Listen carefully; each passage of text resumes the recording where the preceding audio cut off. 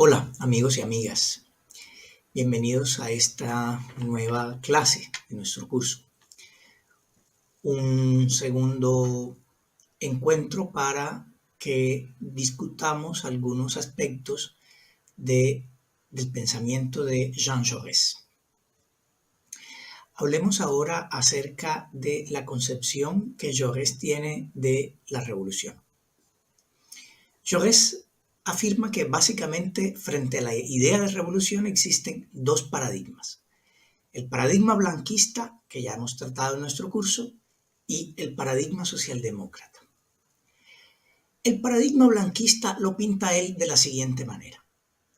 En la fortaleza burguesa, afirma Jaurès, una minoría consciente y revolucionaria penetra bruscamente, irrumpe con la bandera roja y el proletariado toma así el poder e instaura una dictadura impersonal. Bien, Jaurès cree que esta táctica ha sido ya probada y de hecho no ha triunfado nunca o muy pocas veces. Una minoría, todo lo inteligente, todo lo enérgica y revolucionaria que se pueda, no es suficiente para realizar la revolución social, afirma él. Porque se necesita el concurso y la adhesión de la mayoría de la sociedad. Es la mayoría de la sociedad la que debe reclamar y aceptar los cambios que se le proponen.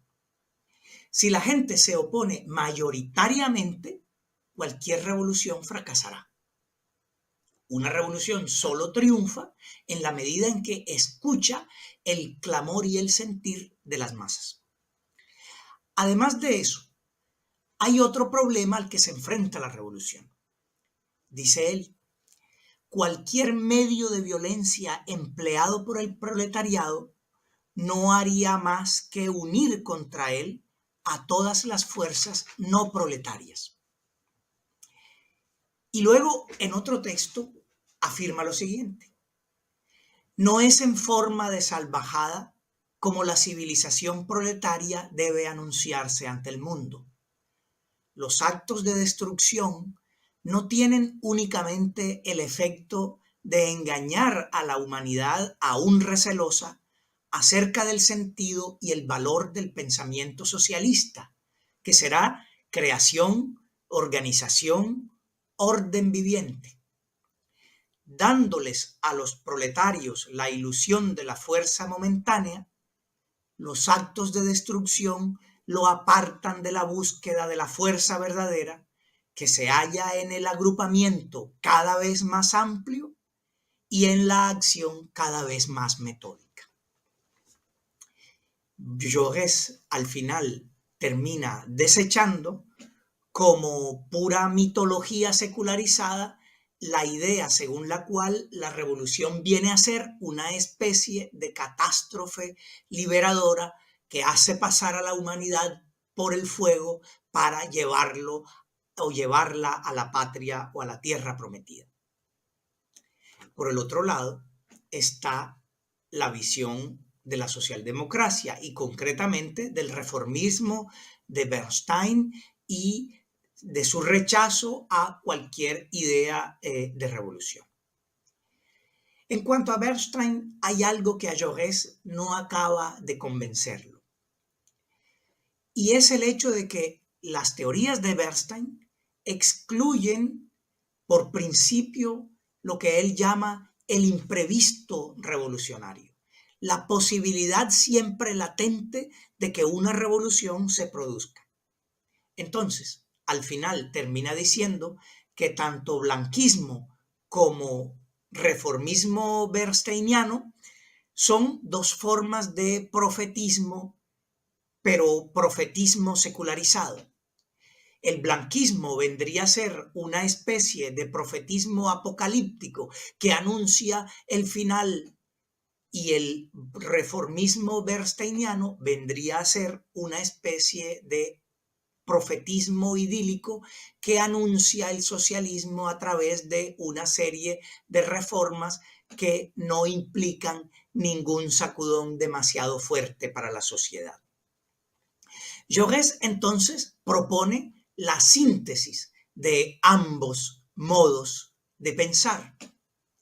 Así como proponía la síntesis entre socialismo científico y socialismo utópico, también propone una síntesis entre blanquismo y socialdemocracia.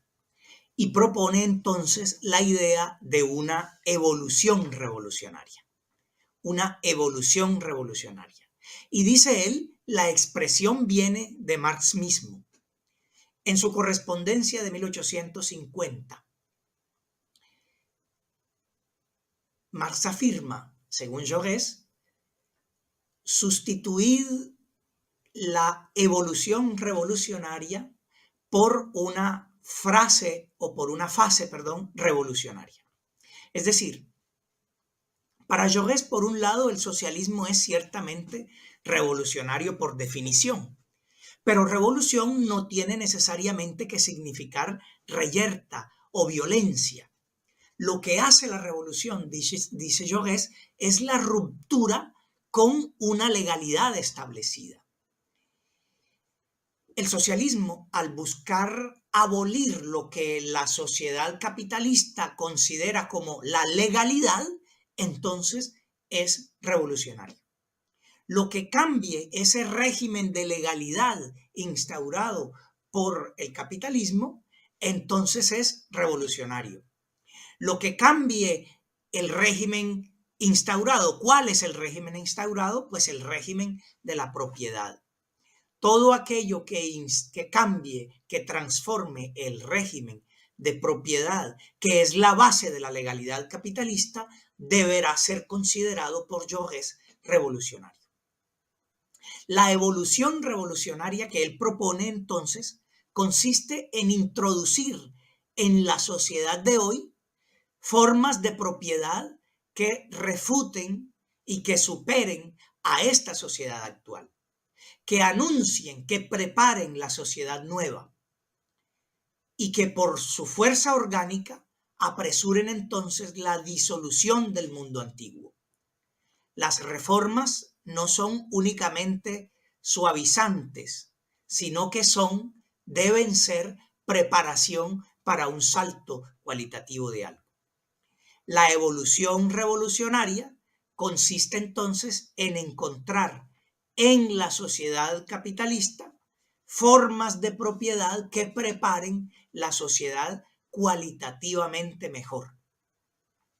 Ahora, las libertades democráticas y la república, cree él, que aun cuando sean burguesas, han de ser defendidas. Tal vez allí se encuentra el corazón de su reformismo. Afirma, nosotros, socialistas revolucionarios, es una cita de Marx que él trae a colación, estamos con el proletariado contra la burguesía y con la burguesía contra los Junkers y las fuerzas del pasado. Las libertades democráticas entonces y la república, les decía, deben ser defendidas. Es decir, una lucha del socialismo también ha de ser las conquistas liberales y la república. Por eso Jaurès milita, por ejemplo, contra las llamadas lois scélérates o leyes antivillanas. Por eso, que son las leyes que fueron promulgadas durante la Tercera República Francesa contra los anarquistas. Por eso a Jaurès lo vemos militando a favor del capitán Dreyfus. Por eso Jaurès va a reclamar la reforma de la ley electoral, les decía la vez pasada. También es una lucha socialista esa, la lucha contra los cacicazgos, la lucha a favor de partidos fuertes, la lucha por el debate de ideas. Creo que de esto había hablado ya la vez pasada. Entonces, también cuando hablábamos del guedismo, mostrábamos que la lucha principal para Gued era contra el capitalismo. Gued consideraba que no tenía mucho sentido luchar contra el alcoholismo o por los derechos de la mujer, porque si superábamos el capitalismo, que era la raíz de todos esos problemas, los otros problemas el alcoholismo, etcétera, se superarían por añadidura. Jaurès entonces va a decir que el proletariado fatalmente se haya abocado hasta la hora de la gloriosa revolución social a todas las miserias, a todas las taras, a todas las ignorancias, las neurosis, los proyectos de explotación, de envenenamiento y de locura a los que está sometida la sociedad actual. Decir que solo una lucha es válida y que únicamente por esa lucha se debe luchar, y que incluso esa lucha debe desactivar a todas las demás luchas, debe hacer pasar al segundo plano a todas las demás luchas, Jaurès lo considera una doctrina de la inacción fundamental. Para Jaurès, en cambio, hay diferentes maneras de entender la revolución social más allá de esa doctrina de la inacción fundamental según la cual no hemos de hacer ninguna otra cosa más que luchar por el fin de la sociedad burguesa y del capitalismo. Dos maneras entonces de entender la revolución social. Uno puede pensar que la revolución social es, dice él, abro comillas, la explosión repentina de una luz liberadora. O puede pensar que la revolución es la conclusión magnífica, la organización final y la terminación sistemática de esfuerzos múltiples, incesantes, cada vez más audaces y eficaces, por medio de los cuales el proletariado hace crecer o hará crecer su libertad, su conciencia, su luz, su salud física y moral, el solaz de la reparación y de la cultura, su seguridad social, su participación efectiva en los bienes de la civilización. Jaurès cree que lo importante es el avance del proletariado, no la disciplina del partido, no una pretendida pureza ideológica. El avance real del proletariado es el objetivo supremo, incluso por encima de la unidad de los socialistas o de la unidad del partido. La condenación única e indiferente de cualquier iniciativa es algo sectario. Por eso el socialismo de Jaurès es a la vez firme contra las instituciones que él considera inicuas de la sociedad capitalista a las que quiere derribar, y al mismo tiempo es conciliador con las personas. Jaurès afirma: queremos la revolución, no el odio eterno.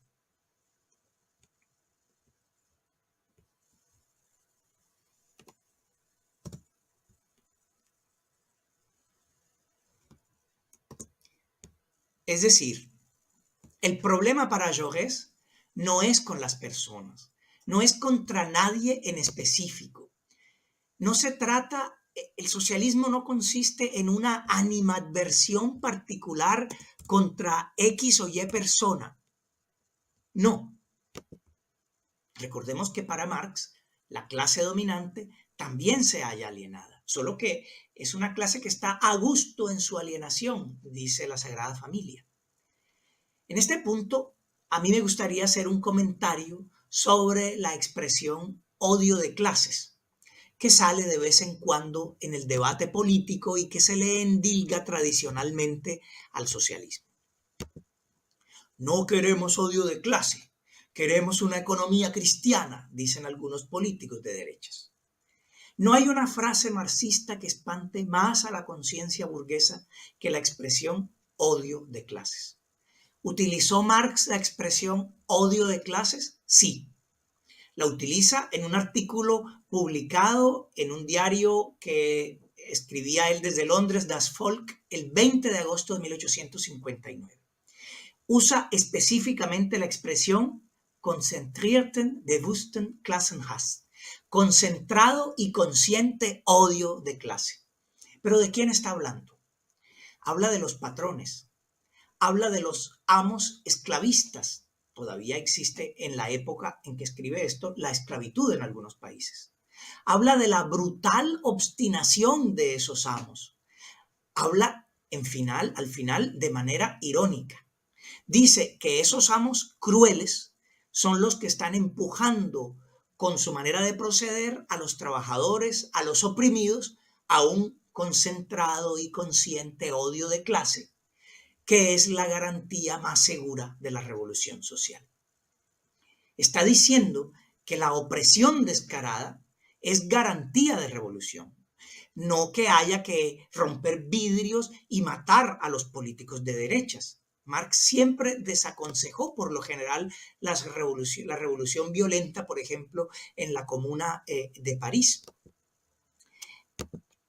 No de una manera absoluta, pero en ese caso en concreto, por ejemplo, la desaprobó. El odio de clases, entonces, no es algo que se promueve, no es algo que se aplaude, no es algo que sea un camino que haya que recorrer y que haya que promover. Se trata más bien de otro nombre para hablar de una situación que se hace insoportable, que es horrenda y que suscita la indignación. Y esa indignación es el gran catalizador de los cambios sociales. Leo la frase de Marx. La testarudez brutal de los amos, que presumen tener en sus manos la misma autoridad que el plantador norteamericano tiene sobre su esclavo, ha despertado la desaprobación inclusive de un sector de los periodistas burgueses. Naturalmente, no tenemos motivos para estar molestos con los amos. Están haciendo todo lo posible para ampliar la brecha ya amplia entre el trabajo y el capital y crear ese odio de clase concentrado y consciente que es la garantía más segura de una revolución social. ¿Dónde está hablando Marx de que hay que odiar a los ricos en la manera así sencilla y vulgar? No, lo que está diciendo es que si hay un camino seguro para la revolución, incluso violenta, es la opresión descarada sobre el pueblo. Al sembrar el viento de la aplastante opresión, de la pobreza y del pauperismo, el mismo sistema recoge la tempestad del odio. Para Marx, su crítica no consistía en sembrar sentimientos en la gente. Para Marx, dice el filósofo estadounidense Alan Wood, la creencia según la cual deberíamos invocar la moral para oponernos a la tiranía, a la brutalidad y a la inhumanidad es simplemente una superstición. Y en otro artículo dice este mismo autor, Marx no critica la explotación capitalista teniendo como base los derechos o la justicia. De hecho, ataca fuertemente a aquellos socialistas que critican el capitalismo a partir de estas bases, como Proudhon, por ejemplo. La crítica del capitalismo y de las relaciones de clase en Marx no es principalmente una crítica moral, y la verdad Marx se ocupa muy poco de ese tipo de emociones. Otra cosa es que el antimarxismo explote este tipo de canteras y lo haga con gusto y saque la frase del odio de clases, pero Marx no iba por ahí. Miren ustedes, por ejemplo, lo que nos dice Walter Benjamin en la tesis 12 sobre el concepto de historia. Allí, Benjamin afirma que el proletariado es la clase vengadora que lleva hasta el final la obra de la liberación en nombre de generaciones vencidas. Esta conciencia, que por breve tiempo cobra otra vez vigencia en el espartaquismo, le ha resultado desde siempre chabacana a la socialdemocracia, que se ha complacido, en cambio, en asignar a la clase obrera el papel de redentora de generaciones futuras. Y Benjamin agrega, con esto la socialdemocracia ha cortado los nervios de su fuerza mejor. La clase desaprendió en esta escuela el odio como la voluntad, tanto el odio como la voluntad de sacrificio.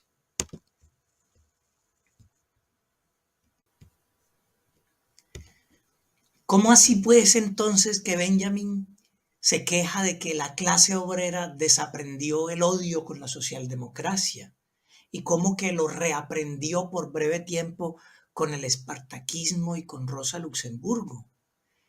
Para entender esto, me voy a remitir al texto de Michael Levy en su obra Aviso de Incendio, porque creo que Levy resitúa muy bien esa referencia al odio de Benjamin y la resitúa precisamente en el diálogo que la tesis 12, en donde está el texto, establece con Nietzsche. La tesis comienza con un epígrafe de una de las consideraciones intempestivas de Nietzsche. Nietzsche consideraba al judeocristianismo como una religión del odio y del resentimiento. El ser gregario, incapaz de la grandeza del superhombre, promueve la moral de los débiles, etc. Y entonces, dice Levy, el concepto de odio se refiere sobre todo a la indignación ante los sufrimientos del pasado y el presente, y a la hostilidad irreconciliable con la opresión. No se puede luchar contra el Tercer Reich, dice Levy, sin una profunda aversión por el nazismo que hunde sus raíces en las luchas del pasado. Como Marx, Benjamin no predica el odio hacia individuos, hacia alguien en concreto, sino hacia un sistema. Lo importante es que el proletariado se perciba a sí mismo como heredero de varios siglos o milenios de luchas, de los combates fallidos de los esclavos, de los combates fallidos de los siervos, de los campesinos, de los artesanos, dice Levy.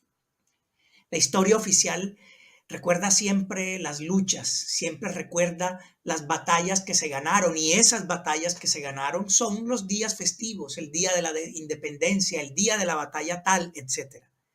Pues habría que recordar también, eso es lo que nos dice Benjamin, habría que recordar, y acaso habría que hacerlo principalmente, no nuestros triunfos, sino nuestras derrotas, porque ellas son el insumo moral de la lucha. Entonces, la expresión odio de clase no tiene que ver con un sentimiento personal que haya que estimular. No tiene que ver con una monomanía contra alguien en particular. No es un desfogue neurótico destructor de cualquier vínculo social al estilo de Sergei Nechayev, por ejemplo, el del catecismo revolucionario, de quien Bakunin fue cercano y que luego tuvo que separarse de él por su fanatismo. El odio de clase de que habla Marx es un odio estructural, no es una cosa que un político promueve, ni siquiera es un sentimiento. ¿Cómo puede ser eso posible? ¿Cómo se puede entender eso? Pues porque son las estructuras injustas las que generan ese odio social, que unas veces aparece más solapado y otras más explícito. Y entonces es cuando se ejerce contra símbolos del poder económico o social. Nadie que seriamente piense la cosa, seriamente digo, no para agitar entre sus huestes políticas la bandera de un antimarxismo o de un antisocialismo rabioso y enemigo de cualquier forma de pensamiento, incapaz de estudio serio y de reflexión sosegada, nadie seriamente puede interpretar la expresión odio de clase como una invitación al odio personal. De la misma manera en que el creyente que lee el Evangelio de Marcos no debe entender de Jesús algo extraño. Si tu mano te hace pecar, córtatela, pues más te vale entrar en la vida manco que ir con las dos manos al infierno. Y si tu pie te hace pecar, córtatelo. Y si tu ojo te hace pecar, sácatelo. Más te vale entrar cojo o tuerto en el reino de Dios que ser arrojado con los dos pies o con los dos ojos a la gehenna, dice el Evangelio de Marcos. Y pues hombre, habrá algún fanático que haya entendido esto de manera literal.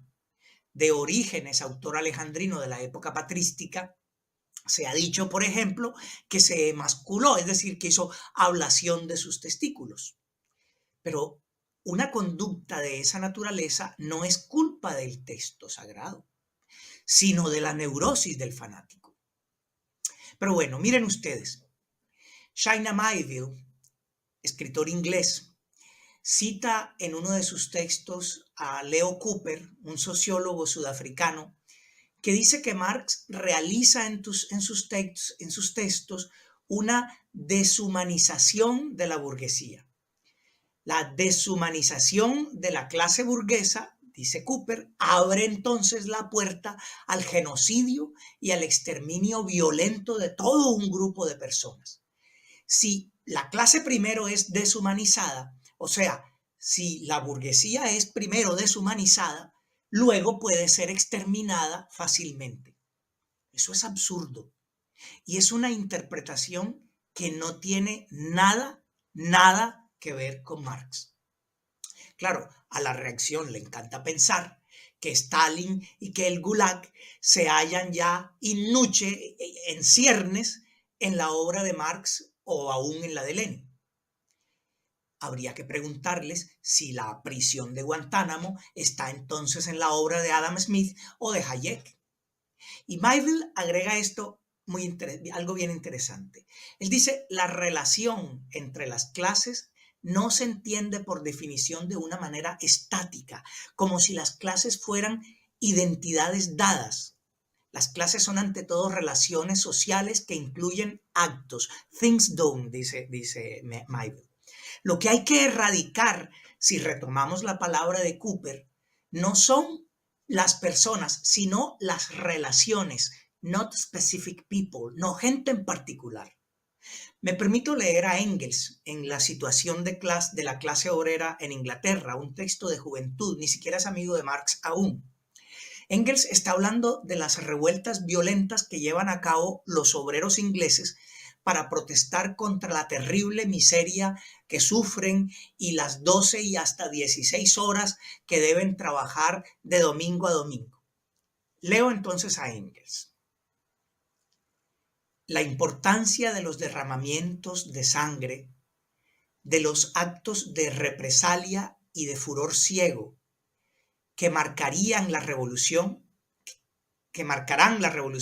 disminuirá en la proporción exacta en que los elementos socialistas y comunistas sean acogidos en las filas del proletariado.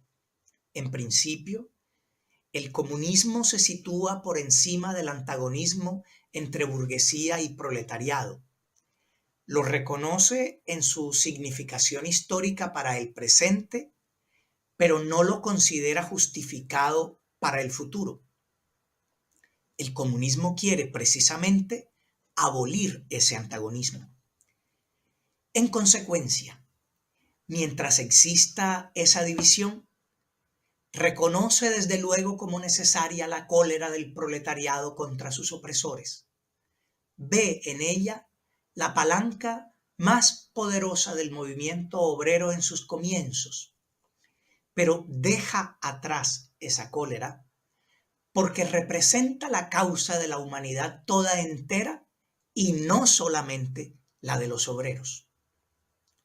Por otra parte, a ningún comunista se le ocurre la idea de la venganza personal o de creer en términos generales que en las condiciones actuales el burgués puede obrar individualmente de un modo distinto al que lo hace. El socialismo inglés, es decir, el comunismo, descansa precisamente en el principio de la no responsabilidad del individuo. Mientras más ideas socialistas adquieran los obreros ingleses, más superflua resultará su exasperación actual, que no conduciría a nada si permaneciera tan violenta como lo es ahora, y más perderán en salvajismo y brutalidad sus empeños contra la burguesía. En conclusión, si fuese posible hacer comunista al conjunto del proletariado antes que estalle la lucha se desarrollaría muy tranquilamente. Engels, la situación de la clase obrera en Inglaterra. Pero vuelvo a Mayville. La historia del movimiento revolucionario, dice el autor, es la historia de personas radicales, organizadas, que buscan precisamente contener el odio de clase individualizado. El odio no está en el campo socialista. Y eso es cada vez más evidente en esta era que nos tocó vivir, la era del malismo reaccionario y chabacano, donde trae aplauso ser malote, como dice Mauro Entrialgo en su libro, donde se volvió un pasatiempo borrar murales que exaltan la memoria de las víctimas, donde a una parte de la opinión pública en Colombia le acometen verdaderos espasmos orgásmicos, viendo cómo un congresista en Colombia destruye una muestra artística que exalta la memoria de las víctimas de la violencia de Estado.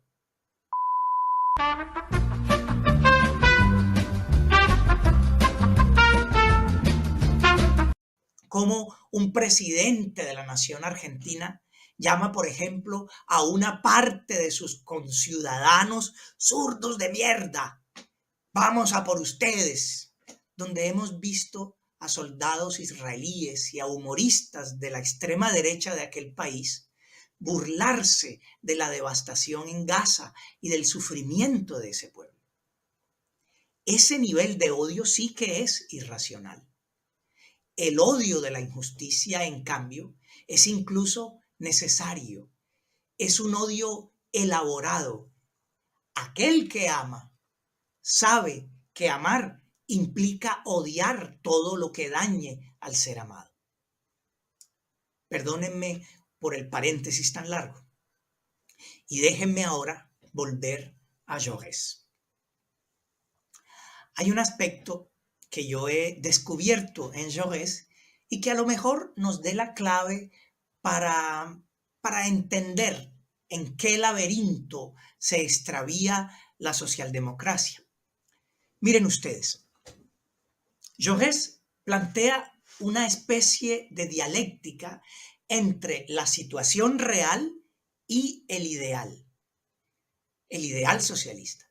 Y esto tiene que ver con esa especie de conflicto al que nos vemos abocados los seres humanos cuando hemos de actualizar, de hacer una especie de ayornamiento en la cotidianidad de aquello que resplandece siempre en el horizonte como objetivo al cual llegar. Kant se dio cuenta de esto, ¿no? Cuando formuló lo que llamó la típica de la razón práctica, que tiene que ver con la manera en que la ley moral desciende hasta el hecho concreto. En la crítica de la razón pura, esto se llama el esquematismo trascendental, es decir, la manera en que las categorías pueden aplicarse a los objetos concretos de la percepción. En la segunda crítica, en la crítica de la razón práctica, la típica, der Typik, es la forma en que la ley moral se ve constantemente abocada a salir de su carácter abstracto, a salir de su formalismo para enfrentarse a los casos particulares. Jaurès me parece entonces que se pone ante algo así. Es decir, él se da cuenta de que los principios generales del pensamiento socialista no permiten deducir asuntos tácticos cotidianos, que es necesario crear un puente entre esas dos realidades. Todo su reformismo viene de ahí. El reformismo viene a ser una aplicación correcta o incorrecta de un principio general. Para Jaurès, la acción política no es monolítica, está sometida a contingencias que deben ser asumidas y que deben ser vistas caso por caso. En 1899, por ejemplo, en el apogeo de la crisis social y política creada por lo que se llamó el caso Dreyfus, el liberal Waldeck Rousseau formó un nuevo gabinete de gobierno en Francia, se lo llamó el Gabinete de la Defensa de la República, para poner el acento en la justificación de su existencia, es decir, Él decía, la república se halla amenazada, se halla en grave peligro de ser derrocada por las fuerzas monárquicas. Por primera vez entonces en la historia del movimiento obrero, un socialista acepta un puesto en un gabinete burgués. Fue Alexandre Millerand. Este Alexandre Millerand fue nombrado ministro de Comercio junto con el ministro de Guerra Galliffé, que había ordenado, por ejemplo, la ejecución de los líderes de la Comuna en 1871. El famoso caso Dreyfus, al que acabo de hacer alusión, comenzó en 1894. La señora del aseo de la embajada alemana, que en realidad era una espía del gobierno francés, descubre en la basura unas cartas rasgadas en que alguien del ejército francés pasa información secreta y confidencial al ejército alemán.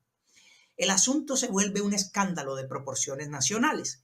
En un proceso sumario lleno de injusticias, le van a echar la culpa al capitán Alfred Dreyfus, judío proveniente de aquellas regiones que Francia había perdido en la guerra franco-alemana, franco-prusiana, es decir, de Alsacia y de Lorraine.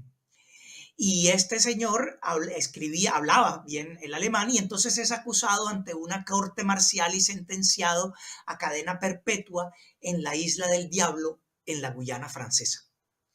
Pronto va a quedar claro que lo habían sentenciado para proteger a otro oficial, un aristócrata no judío llamado Ferdinand Esterhazy, y que los más altos oficiales del ejército estaban involucrados en esa cuestión.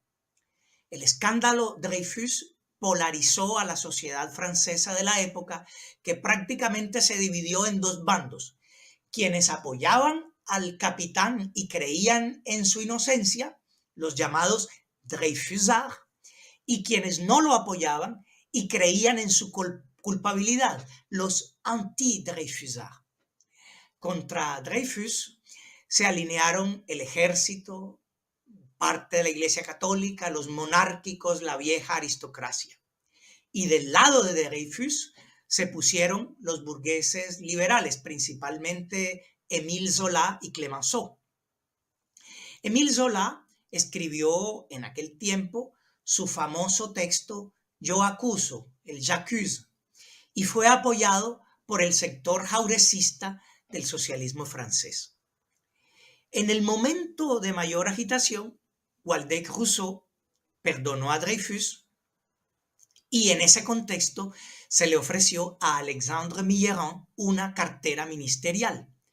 Y la mayoría de las fuerzas socialistas dirigidas por Jaurès y Millerand decidieron que estaba bien aceptar. Millerand al final resultó ser un fiasco.